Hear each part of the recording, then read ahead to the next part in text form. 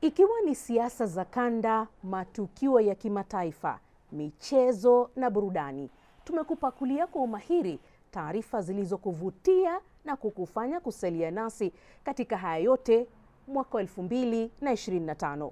Tukiangazia suala za siasa za kanda, taarifa kubwa iliyofuatiliwa zaidi ni ile ya ghasia zilizoshuhudiwa nchini Tanzania siku ya uchaguzi Oktoba 29 na baada ya uchaguzi mwaka wa 2025. Habari hii iliyoangazia jinsi polisi walivyotumia nguvu dhidi ya waandamanaji ilikuwa mojawapo ya taarifa zilizofuatiliwa kwa kina na wengi ndani na nje ya Tanzania.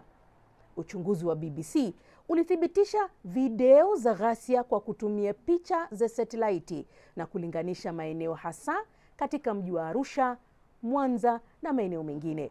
Ofisi ya haki za binadamu ya Umoja wa Mataifa OHCHR ilisema imepokea taarifa zinazoonyesha kuwa mamia ya watu waliuawa au kujeruhiwa huku wengine wakikamatwa katika kipindi hicho cha uchaguzi. Miezi michache kabla ya uchaguzi, taarifa iliyogonga vichwa vya habari ilikuwa kujiuzulu kazi kwa aliyekuwa balozi wa Tanzania nchini Cuba, Humphrey Polepole. Aliporejea nchini Tanzania, Polepole aliendeleza kampeni mitandaoni ya kuikosoa serikali ya Rais Samia Suluhu Hassan kwa muda hadi pale aliporipotiwa kupotea, huku familia yake ikisisitiza kwamba alikuwa ametekwa. Huku mambo yakichemka Tanzania, mambo yalikuwa yanatokota katika taifa jirani la Jamhuri ya Kidemokrasia ya Kongo. Mapema mwaka huu, kundi la M23 ambalo lilikuwa limeingia katika muungano wa kisiasa wa Congo River Alliance liliteka na kudhibiti miji mikuu ya Goma na Bukavu katika muda wa mwezi mmoja, na hadi sasa serikali kuu ya Kinshasa haina uwakilishi wowote katika majimbo ya Kivu Kusini na Kaskazini. Ili kutafuta amani mashariki mwa DRC, mikutano miwili mikubwa ilifanyika Doha na Washington, na ambapo Qatar na Marekani walisimamia kutiwa saini mikataba muhimu ya amani inayohusisha serikali ya DRC, Rwanda na kundi la M23. Nchini Kenya, maandamano ya vijana almaarufu Gen Z yalifanyika tena kwa mwaka wa pili. Mwanzo, vijana walijitokeza barabarani kulaani kifo cha Albert Ojwang, mwalimu na mwanablogu aliyekutana na mauti akiwa kizuizini mikononi mwa polisi. Mwezi mmoja tu baada ya hapo, vijana walijitokeza tena barabarani kuadhimisha mwaka mmoja tangu vijana wenzao kupigwa risasi nje ya majengo ya bunge walipovamia bunge la Kenya wakitaka wabunge kubatilisha uamuzi wa awali wa kuidhinisha mswada wa fedha wa mwaka 2024 ambao walihisi uliwakandamiza wa Kenya. Mambo yalivyotulia nchini Kenya, moto ulikuwa unawaka nchini Madagascar, ambapo vijana huko waliandamana kwa wiki kadhaa kabla ya jeshi la nchi hiyo kuchukua madaraka na kupindua serikali ya Andre Rajoelina aliyetoroshwa nchini humo.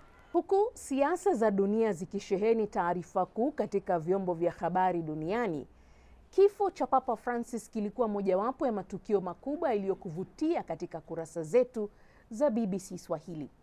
Tangu Vatican ilipotangaza kwamba anaugua na amelazwa hospitalini, tulifuatilia taarifa hiyo kwa kina na kukupasha habari muhimu kumhusu hadi pale alipotangazwa kuwa amefariki. Sasa hapo tulikupa makala maalum kuhusu maisha yake, ambapo tuliwashirikisha wachambuzi wa masuala ya dini na vile vile kukuletea taarifa kamili mubashara kutoka Vatican. Na hata tuliposubiria moshi mweupe kutoka katika kanisa la Sistine, ambapo makardinali zaidi ya 135 walikusanyika kumchagua Papa Leo, ambaye ni wa kwanza kutoka Marekani kuhudumu kama Papa Mtakatifu. Na hapa Afrika Mashariki, kifo cha kinara wa chama cha ODM nchini Kenya, Raila Amolo Odinga, kiliwagusa wengi ndani na nje ya nchi. Taifa la Kenya lilisubiri kwa kina kupokea mwili wake kutoka India alipokuwa akipata matibabu na kufariki.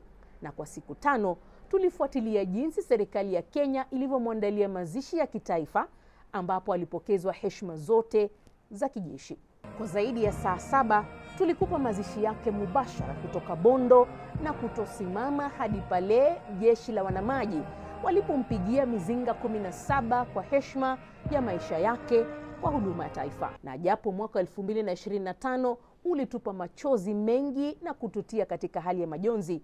Kulikuwepo na fursa ya kufurahia kwa mahojiano mbalimbali ya nyota wa muziki na ucheshi kutoka Afrika Mashariki.